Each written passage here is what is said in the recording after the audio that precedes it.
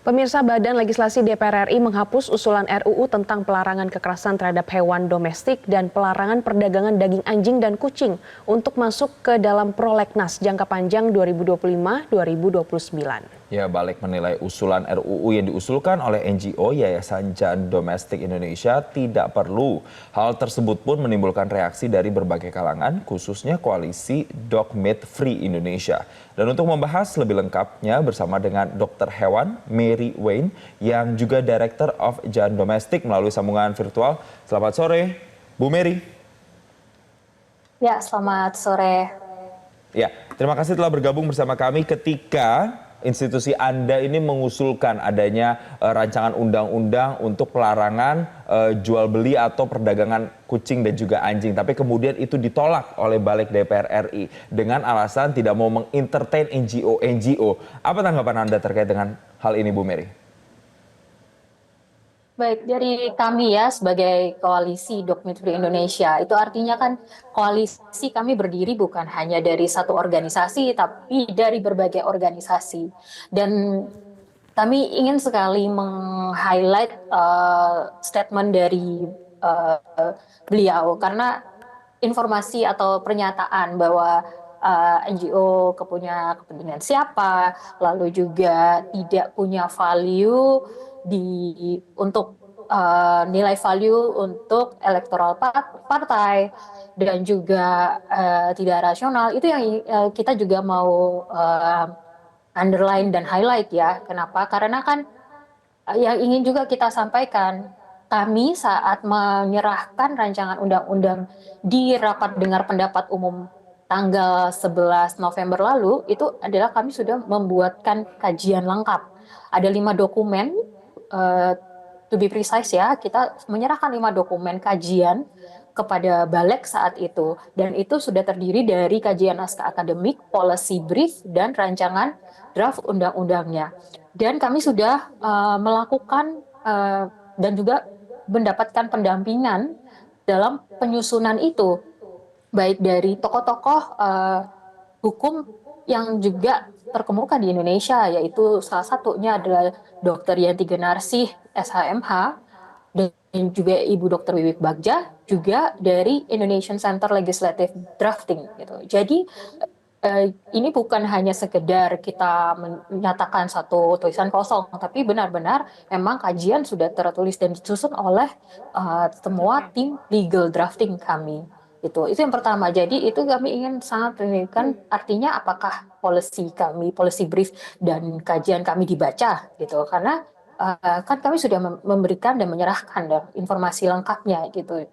Dan seolah-olah itu mengentertain, tapi apakah itu kan juga tidak benar gitu. Itu kan aspirasi gitu kan. Kami LSM ini kan juga aspirasi dari masyarakat, kami bentuk dari lapisan masyarakat gitu, menyampaikan aspirasi dan keresahan dari situasi perdagangan daging anjing dan kucing. Dan kita highlight lagi, ini kan kita yang kita push adalah perdagangan daging anjing dan kucing itu harus dilarang, karena ini sangat meresahkan. Dan bukan itu saja, ada resiko besar gitu terhadap penyebaran penyakit rabies. Dan saat ini saja dari hasil lobby advokasi ya, kami kampanye tentang perdagangan daging anjing ini, sudah ada 76 kota dan kabupaten yang mengeluarkan pelarangan perdagangan daging anjing. Artinya itu kan sudah ada dukungan lokal yang kuat untuk kebijakan yang proaktif gitu. Dan juga ada himbauan dari nasional, yaitu dari Kementerian Pertanian. Artinya ini kan bukan hanya dari satu koalisi gitu ya, tapi ini dari lapisan masyarakat, berbagai macam organisasi, dan juga sudah ada dukungan lokal secara proaktif gitu di Indonesia. Oke, Bu Mary, sebenarnya apa dampaknya nih jika RUU ini tidak punya jika negara ini tidak punya aturan terkait dengan perdagangan anjing dan juga perdagangan kucing? Apa dampaknya kira-kira kepada masyarakat? Sangat besar ya, karena saat ini kita dalam situasi endemik rabies paling tinggi juga untuk di Indonesia. Ya, ada 26 provinsi di Indonesia yang masih kondisinya masih status endemik rabies. Hanya 8 provinsi yang belum bebas, dan itu pun kondisinya semakin tahun banyak wilayah yang semakin kehilangan status rabies karena ini perdagangan yang sangat masif. Ini kita tidak hanya bicara di satu posisi, satu wilayah, tapi ini juga termasuk situasi yang terjadi di berbagai daerah gitu.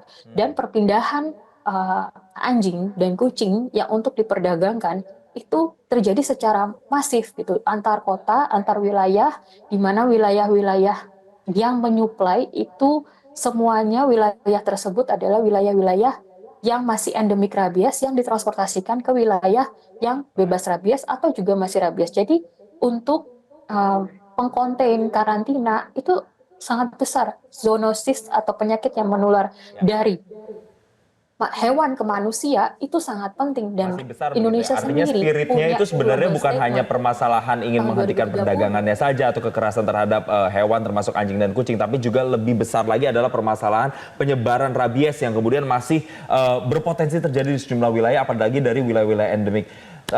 Waktu kita memang terbatas Ibu, tapi semoga ini bisa benar-benar menjadi suara yang terus disuarakan karena kembali lagi ini dampaknya sangat besar untuk masyarakat dan untuk kesehatan masyarakat pastinya. Terima kasih Director of Giant Domestic Mary Wayne telah bergabung bersama kami di Newsline siang hari ini.